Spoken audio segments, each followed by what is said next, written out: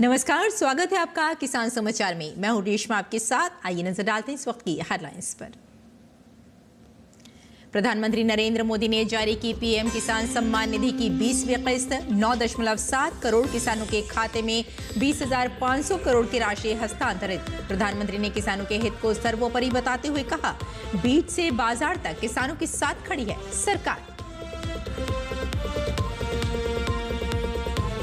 प्रधानमंत्री मोदी का किसानों के हवाले से विपक्ष पर हमला। कहा, किसानों का केवल नाम लेती रही पिछली सरकारें, जबकि पिछड़े क्षेत्रों के किसानों के सर्वांगीण विकास के लिए हमारी सरकार ने शुरू की पीएम धन धान्य योजना।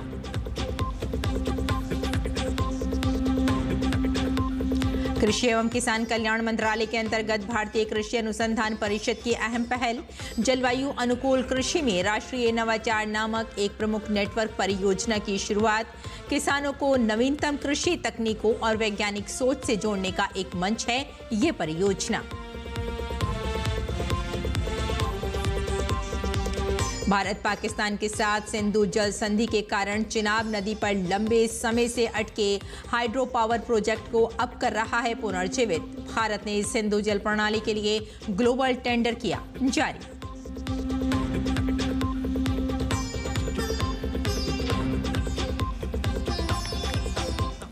और आइए अब समाचारों पर डालते हैं विस्तार से नजर। प्रधानमंत्री नरेंद्र मोदी ने अपने महत्वाकांक्षी योजना पीएम किसान सम्मान निधि की 20वीं किस्त जारी कर दी है। देश के 9.7 करोड़ किसानों के खाते में कुल 20,500 करोड़ की राशि हस्तांतरित कर दी गई है। किसानों के खाते में 2-2 हजार रुपए क्रेडिट होने लगे हैं।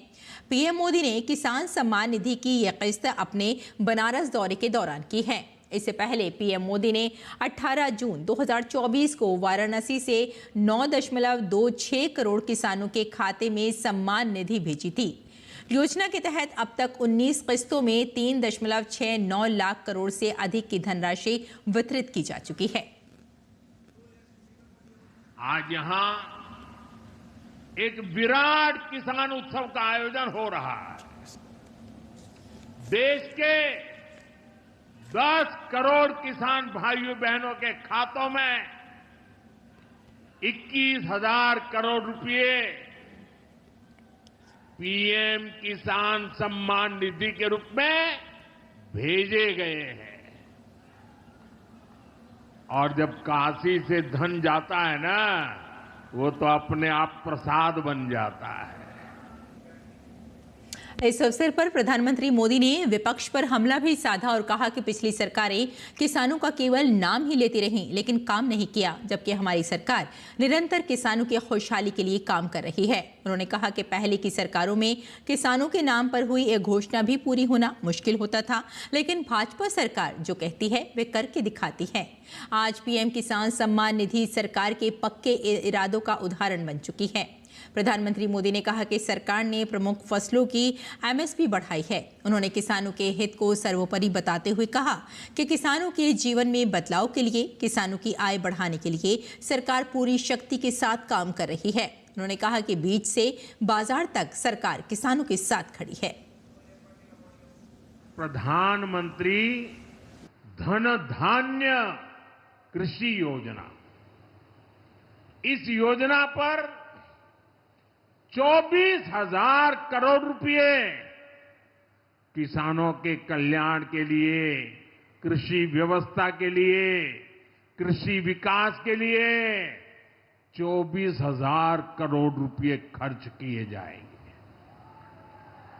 देश के ऐसे जिले जो पिछली सरकारों की गलत नीतियों के कारण विकास की राह में पिछड़ गए, पिछड़े रह गए, जो कृषि उत्पादन भी कम हो रहा है, जहां किसानों की आमदनी भी कम है, अरे कोई पूछने वाला नहीं था, उन जिलों पर प्रधानमंत्री धन धान्य कृषि योजना का फोकस होगा। इस मौके पर प्रधानमंत्री मोदी ने कहा कि आपदाओं से होने वाले नुकसान से बचाने के लिए सरकार की फसल बीमा योजना काम कर रही है। किसानों के जीवन में बदलाव के लिए, उनकी आय बढ़ाने के लिए खेती पर होने वाला खर्च कम करने के लिए एनडीए सरकार पूरी शक्ति से काम कर रही है, पूरी ताकत लगा रही है।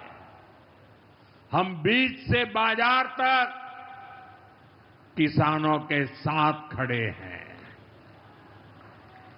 खेतों तक पानी पहुंचे, इसके लिए देश में लाखों करोड़ रुपए की सिंचाई योजना चलाई जा रही है। साथियों, किसानों के सामने एक बड़ी चुनौती मौसम की होती रही है। कभी ज्यादा बारिश हो गई, कभी ओला गिर गया, पाला पड़ गया।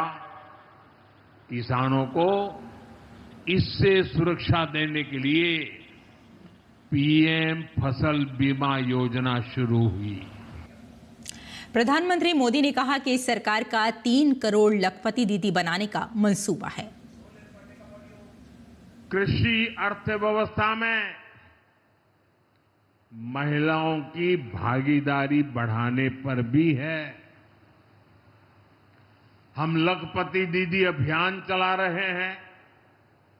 हमारा लक्ष्य देश में 3 करोड़ लखपति दीदी बनाने का है। अब तक 1.5 करोड़ से ज्यादा लखपति दीदी भी बन चुकी है। 3 करोड़ का लक्ष्य में से आधा काम पूरा कर लिया।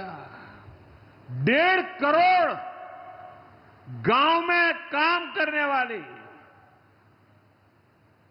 गरीब परिवार की, किसान परिवार की हमारी बहनें, 1.5 करोड़ बहनें लखपति दीदी बन जाए, ये बहुत बड़ा काम हो रहा है। सरकार के ड्रोन दीदी अभियान ने भी लाखों बहनों की आय बढ़ाई है।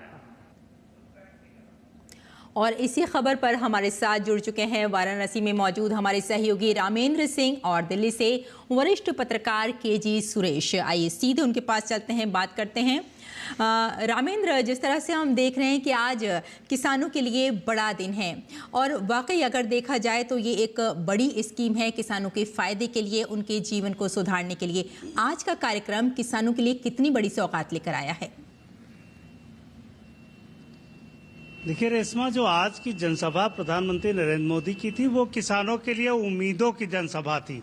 किसान जाकर के मेड़ पर बैठा इंतजार कर रहा था कब वो किसान सम्मान निधि जारी होगी और हम अपनी फसल जो जिसमें जरूरत है, पैसे की जरूरत है, उर्वरक की जरूरत है, कीटनाशक की जरूरत है, कुछ और जरूरतें हैं, तो वो कैसे पूरी होंगी। छोटे छोटे किसानों के लिए आप समझिए कि जो छोटा किसान है उसके लिए बड़ी उपलब्धि है। 2000 रुपए बहुत होता है जी। तो उसके लिए उम्मीदों की जनसभा थी। उम्मीदों, जैसे प्रधानमंत्री ने बटन दबाया उनके खातों में पैसा पहुंचा और वो तुरंत भागा कि कहाँ से उर्वरक लाना है, कहाँ से हमको पेस्टिसाइड लाना है, कहाँ से हमको बीज लाना है, कहाँ और काम करने हैं। तो इस लिहाज से अगर देखिए तो ये बड़ी जनसभा थी। और प्रधानमंत्री ने एक बात रेशमा और कही है जी। किसी का नाम नहीं लिया, लेकिन उन्होंने कहा कि किसानों के हितों को हम अनदेखा नहीं करेंगे। दुनिया की तीसरी अर्थव्यवस्था हम बनने जा रहे हैं और किसान हमारी प्राथमिकता में शामिल है। ये संदेश भी दुनिया को उन्होंने यहाँ से दिया। बिल्कुल, पीएम किसान सम्मान निधि योजना किसानों को बड़ा फायदा पहुंचाने वाली है रामेंद्र, लेकिन हम यहाँ ये भी जानना चाहेंगे कि ये जो योजना है इसकी पात्रता क्या होगी, किस तरह के किसानों को ये स्कीम का फायदा मिल सकेगा? देखिए, किसानों की पात्रता जो है वो किसान मिनिमम जो है ना कि 5 बीघे से कम का हो, उसके पास इनकम टैक्स पे ही ना हो, इस तरीके से जो सामान्य किसान है यानी जिसको कहते हैं कि मिडिल क्लास वाले जो लोग हैं वो सारे इसके पात्र होंगे कि आय के अधिक स्रोत न हो। तो वो उसकी प्रक्रिया है, लेखपाल उनकी रिपोर्ट बनाता है, लेखपाल रिपोर्ट सबमिट करता है और तहसील तक जाती है। उनके आय का जो प्रमाण पत्र होता है वो लगता है तो ये पूरी प्रक्रिया होने के बाद बनता है। तो ये छोटे छोटे किसान हैं जिनके पास 10 बिस्वा है, 2 बीघे है, 1 बीघा है, तो वो छोटे, उनके लिए ये योजना बहुत महत्वपूर्ण है और लगभग वो सारे लोग उसमें सम्मिलित है। केवल इतना ध्यान रखना कि जिन लोगों ने केवाईसी नहीं कराई है या और कागज बाकी हैं वो जरूर करा ले, जिससे उनके खातों में सुविधाजनक तरीके से इस किसान सम्मान निधि पहुंचती रहे। रेशमा जी, बहुत शुक्रिया। और केजी सुरेश जी भी हमारे साथ हैं, वरिष्ठ पत्रकार, आपके पास आना चाहेंगे। सर, जिस तरह से हम देख रहे हैं कि ये किसान सम्मान निधि योजना एक बहुत बड़ी योजना है, किसानों को बहुत फ़ायदा होने वाला है। अगर हम इस पूरी योजना की जानकारी आपसे लेना चाहें तो क्या होगी ये जानकारी? बिल्कुल, देखिए, प्रधानमंत्री किसान जो सम्मान निधि योजना है, इसमें छोटे और मझले किसानों के लिए ये योजना बनाई गई है, जिसमें जिनके पास भी 2 हेक्टेयर से कम जमीन है वो सब इसके पात्रता रखते हैं। और इसमें सबसे बड़ी बात यह है कि जो बिचौलिए का भूमिका हमेशा के लिए खत्म हो गया। जी। प्रधानमंत्री ने जब ये शुरू किया था तो खुद वो ये जो है एक ग्रामीण पृष्ठभूमि से आए और बहुत गुर्बत का सामना किया और संघर्ष करके जहां भी पहुंचे वो उस दर्द को समझते थे। वो समझते थे कि ये छोटे छोटे चीजों के लिए किसान जो है, चाहे वो जैसे बताया गया कि पेस्टिसाइड के लिए हो, कीटनाशक के लिए हो, या जो है कुछ बीज के लिए हो, वो पैसे उधार लेता था और किसान को एक तरह से स्वावलंबी बनाता है, आत्मनिर्भर बनाता है, उसका स्वाभिमान को भी बढ़ाता है। उसको जो पहले मजबूरन हाथ फैलाने की जरूरत पड़ती थी, आज उसको हाथ फैलाने की जरूरत नहीं है। याद रखें कि हमारे देश में लगभग 85% छोटे और मझले किसान हैं। बिल्कुल, ये और किसान जो सशक्त हो रहे हैं किसान। अगर हम इस स्कीम की रजिस्ट्रेशन की बात करें तो किस तरह से किसान रजिस्ट्रेशन करा सकते हैं और इसका क्या प्रोसीजर होगा पूरा? जी, अभी देखिए, आप देखेंगे कि इसमें पीएम किसान का ऐप भी आ गया है जो आप एंड्रॉयड में डाउनलोड कर सकते हैं। वेबसाइट भी है इसका, किसान ई मित्र के नाम से चैटबॉट भी है। अगर कोई समस्या आपको रजिस्ट्रेशन में आती है, ऐप के माध्यम से आप नहीं, क्योंकि आजकल तो मोबाइल, देखिए मोबाइल का जिस तरीके से प्रचार प्रसार, मुझे आज भी याद है जब हम लोगों ने खाते खोलने की बात कही, जनधन योजना की बात कही और खाते खोलने के, तो लोग मजाक उड़ाते थे। लेकिन आज जो है डायरेक्ट बेनिफिट ट्रांसफर शायद पूरे विश्व में सबसे बड़ा स्कीम है ये, जहां सीधे सीधे जो है करोड़ों लोगों तक सीधे डायरेक्ट बेनिफिट ट्रांसफर के तहत उनको मिल रहा है। इसलिए उनका आधार कार्ड से वो लिंक्ड होना चाहिए, उनका अकाउंट। इसलिए प्रधानमंत्री जी जो है आज के भी अपने संबोधन में केवाईसी की बात कही उन्होंने कि अकाउंट में जो है केवाईसी होना चाहिए। तो इसलिए इसको सुरक्षित करने के लिए कि वो आप ही के खाते में, यहां तक कि अब आप फेशियल के माध्यम से, यानी कि अब आप अगर साइन नहीं कर पाते हैं डॉक्यूमेंट में तो आपका चेहरा पर्याप्त है, उसके बाद फिंगरप्रिंट करके आप इसमें रजिस्टर कर सकते हैं, आप इसे एक्सेस कर सकते हैं, आप ये सूचना ले सकते हैं इस ऐप में। तो ऐसे बहुत सारे सुविधाएं टेक्नोलॉजी के सहारे लिया गया है जो डिजिटल इंडिया के तहत है, जिससे कि किसी पर बीच में निर्भरता ना रहे, किसान तक सीधे जो है वो लाभ पहुंचे। और जरा सोचिए, जरा अगर आप आंकड़े देखेंगे तो ये हम देखेंगे कि ये प्रधानमंत्री ने पिछली बार भागलपुर में 24 फरवरी को ये घोषणा की थी। उत्तर प्रदेश में 2,25,78,654 किसानों को इसका लाभ मिल रहा है। तो बिहार में 75,81,000 से ऊपर जो है किसानों को इसका लाभ मिल रहा है। तो आप समझ सकते हैं कि इसकी व्यापकता क्या है। बिल्कुल। तो ये जो किसान निधि आपने बताया, इसके बारे में किसान सम्मान निधि, तो क्या ये ऑफलाइन भी इसका फायदा उठाया जा सकता है? कुछ किसान ऐसे नहीं, बिल्कुल, लेकिन ऐसे बहुत सारे सेंटर्स हैं, किसान ई मित्र जैसे मैंने चैटबॉट या एग्री स्टॉक है जो पर्सनलाइज्ड कर दिया है, जिसके माध्यम से जो है पीएम किसान ऐप के माध्यम से आपको कनेक्ट करने के लिए जो आपके कियोस्क या जो ई गवर्नेंस के जितने भी आपके कियोस्क गांव में बने हुए हैं वो आपको जुड़वा देंगे उसके साथ, वो आपको मदद करेंगे। और ये किसान के भी हित में है कि वो अपने मोबाइल के माध्यम से इससे जुड़े। हालांकि ऐसा नहीं नहीं है कि अगर किसी कारणवश उसको समस्या आती है तो उसके खाते में पैसा चला जाता है। आज प्रधानमंत्री ने जैसे ही बटन दबाया पैसा तो खाते में चला गया, लेकिन उसका सीधे सूचना उसके हाथ में आ जाता है कि कितना पैसा बकाया है, कितना पैसा आ चुका है। तो ये जो जनधन योजना में अपने पासबुक के साथ जोड़ने का जो काम है, ये मैं समझता हूं कि किसान का जो आर्थिक सशक्तिकरण है उस दिशा में भी बहुत बड़ा कदम है। आपने आधार कार्ड का जिक्र किया कि आधार कार्ड होना जरूरी है, इसके अलावा भी कुछ और 5 लाख कॉमन सर्विस सेंटर्स की स्थापना किया है जी, जो पूरे, तो इसका उद्देश्य ये है कि अगर आपको कोई समस्या आती है तो आप इन कॉमन सर्विस सेंटर के माध्यम से जो है आप, और इसमें हजारों लोग लगे हुए हैं जो इस बात को सुनिश्चित करेंगे कि आपको किसी निर्विघ्न आपके पास ये पैसा पहुंचे। और अभी तक कोई डिले नहीं हुआ है। 4 महीने के इंतजार के बाद सावन के महीने में प्रधानमंत्री जी ने एक तरह से 15 अगस्त का एक तोहफा जो है आज दिया है सभी को। किसानों को शर्मा जी ये जानना चाहेंगे आपसे सुरेश जी कि क्या किसानों को आधार कार्ड के अलावा भी कुछ और डॉक्यूमेंट्स की जरूरत पड़ सकती है? मुख्य रूप से तो आधार कार्ड है, बाकी जहां राशन कार्ड उपलब्ध है वहां राशन कार्ड भी है।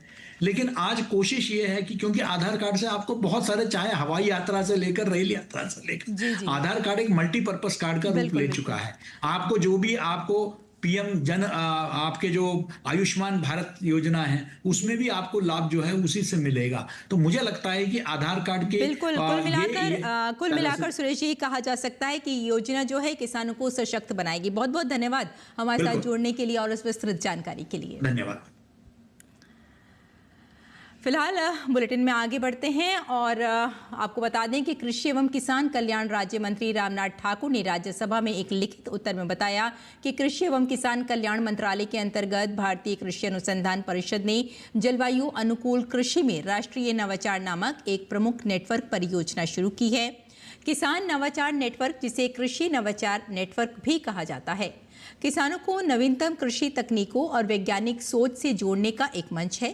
ये नेटवर्क किसानों को अपनी पारंपरिक खेती में सुधार करने और बेहतर पैदावार प्राप्त करने में मदद करता है। साथ ही उन्हें सरकारी योजनाओं और पहलों के बारे में जानकारी भी प्रदान करता है। और भारत अब चिनाब नदी पर लंबे समय से अटके हाइड्रो पावर प्रोजेक्ट को पुनर्जीवित करने की दिशा में आगे बढ़ रहा है। इसकी परिकल्पना 6 दशक पहले की गई थी, लेकिन पाकिस्तान के साथ सिंधु जल संधि के कारण ये परियोजना रुकी हुई थी। भारत ने ग्लोबल टेंडर जारी किया है जो सिंधु जल प्रणाली पर उसकी रणनीति में एक निर्णायक बदलाव को दर्शाता है।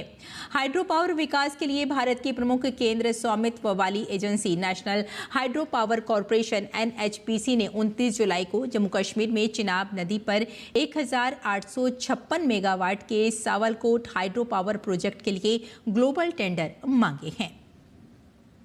हिंदुस्तान के साथ साथ पूरे जम्मू कश्मीर के लिए एक इकॉनमी डेवलपमेंट का और खासकर लोकल एम्प्लॉयमेंट जो हमारे डिस्ट्रिक्ट रामबन के लिए है के लिए बहुत ज़्यादा ज़रूरी है। जो हमारे बेरोज़गार नौजवान हैं उनके लिए रोज़गार बनेगा। और उसके साथ साथ जिस तरीके से इस प्रोजेक्ट में हेल्थ फैसिलिटी का रखी गई है, कम से कम जो है 10,000 लोग जो हैं वो एम्प्लॉय लगेंगे इसके अंदर। तो मैं उम्मीद करूँगी कि जिस तरीके से शुरुआत हुई है ये जो है आगे बढ़े, ये प्रोजेक्ट शुरू हो और हमारे इस डिस्ट्रिक्ट रामबन को जो है आने वाले वक्त में एक बेहतरीन जो है खासकर जो बिजली क्राइसिस है उससे छुटकारा मिले और उसके साथ साथ बाहर के जो हमारे स्टेट्स हैं उनको भी यहाँ से बिजली जो है जा सकती है।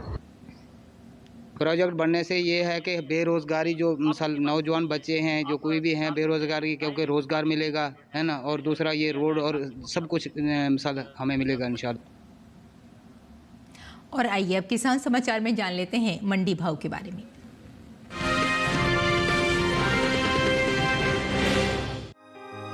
शुक्रवार को देश की ज्यादातर कृषि उपज मंडियों में मक्का की आवक सामान्य देखने को मिली।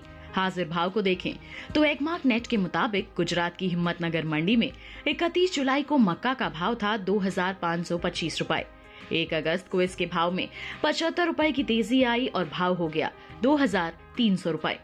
जबकि उत्तर प्रदेश की अलीगंज मंडी में इस दौरान हाइब्रिड मक्का के सौदों में बढ़त के साथ कारोबार हुआ। यहां 31 जुलाई को हाइब्रिड मक्का का भाव रहा 2,255 रुपए। 1 अगस्त को इसके सौदे 10 रुपए चढ़कर 2,265 रुपए पर हुए। हालांकि लखीमपुर मंडी में इस दौरान मक्का के भाव सुस्त रहे।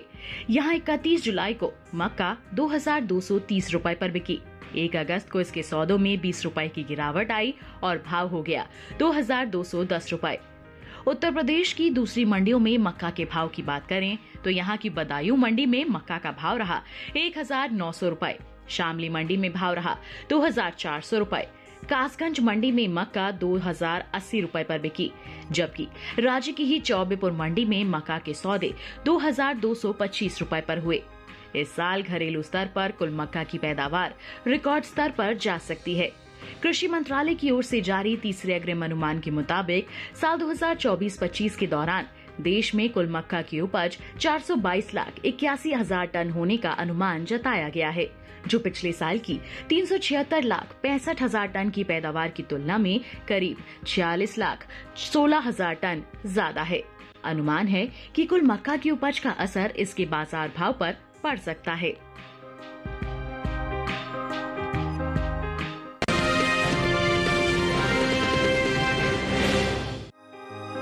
मंडियों में इन दिनों ज्वार की आवक सामान्य देखने को मिल रही है। हाजिर भाव पर नजर डालें तो शुक्रवार के दिन राजकोट और राजूला मंडी में ज्वार के सौदे तेजी के साथ हुए। पोरबंदर मंडी में भाव नरम रहे, जबकि वांकानेर मंडी में कोई बदलाव देखने को नहीं मिला। एगमार्क नेट के मुताबिक गुजरात की पोरबंदर मंडी में 31 जुलाई को ज्वार का भाव रहा 3,550 रुपए। 1 अगस्त को इसके भाव में 350 रुपए की गिरावट देखने को मिली और भाव हो गया 3,200 रुपए, जबकि राज्य की ही राजकोट मंडी में इस दौरान ज्वार के सौदों में तेजी के साथ कारोबार हुआ। यहां 31 जुलाई को ज्वार का भाव था 3,400 रुपए। 1 अगस्त को इसके सौदे 130 रुपए चढ़कर 3,530 रुपए पर हुए। हालांकि वांकानेर मंडी में इस बीच ज्वार के भाव स्थिर रहे। यहाँ 31 जुलाई और 1 अगस्त को ज्वार बिना किसी फेरबदल के 3,700 रुपए पर बिकी। गुजरात की राजूला मंडी की बात करें तो यहाँ बीते दिन ज्वार का भाव था 3,215 रुपए। आज इसके सौदे 303 रुपए उछलकर 3,518 रुपए पर हुए। कृषि मंत्रालय की ओर से साल 2023-24 के लिए तीसरे अग्रिम अनुमान को जारी किया गया है, जिसके मुताबिक साल 2024-25 के दौरान कुल ज्वार की पैदावार में 1,43,000 टन की बढ़त देखने को मिल सकती है, जिसका असर ज्वार के बाजार भाव पर पड़ सकता है। ताजा आंकड़ों पर नजर डालें तो साल 2024-25 के दौरान ज्वार की कुल उपज 48,80,000 टन होने का अनुमान जताया गया है, जबकि बीते साल की समान अवधि के दौरान ज्वार की पैदावार 47,37,000 टन रही थी।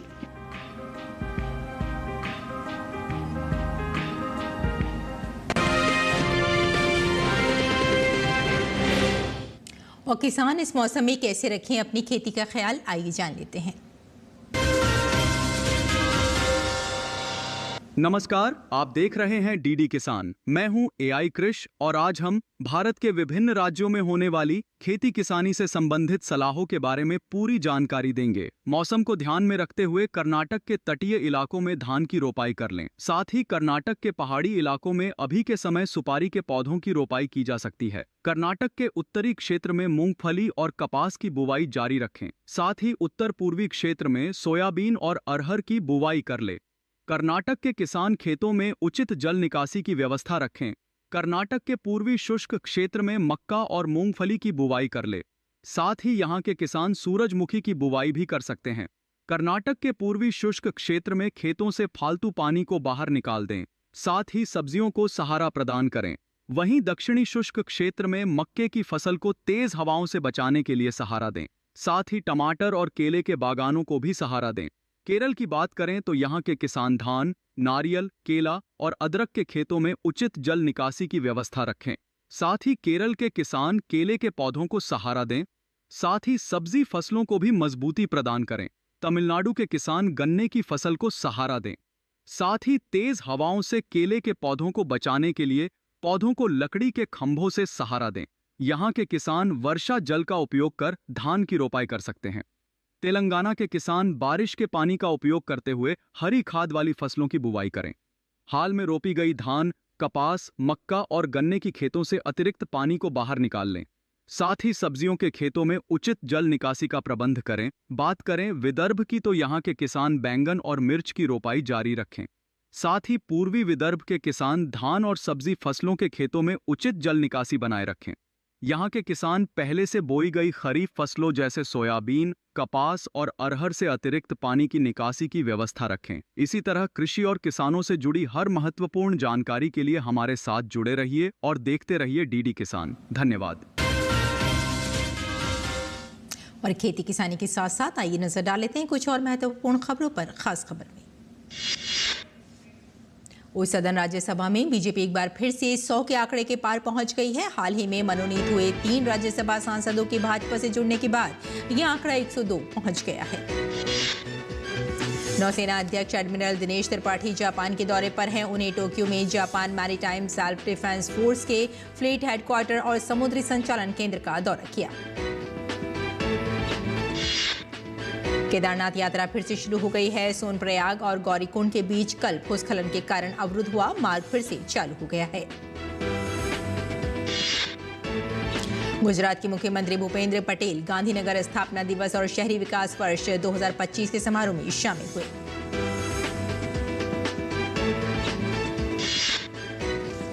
तो किसान समाचार में फिलहाल इतना ही। अनुमति दें, नमस्कार।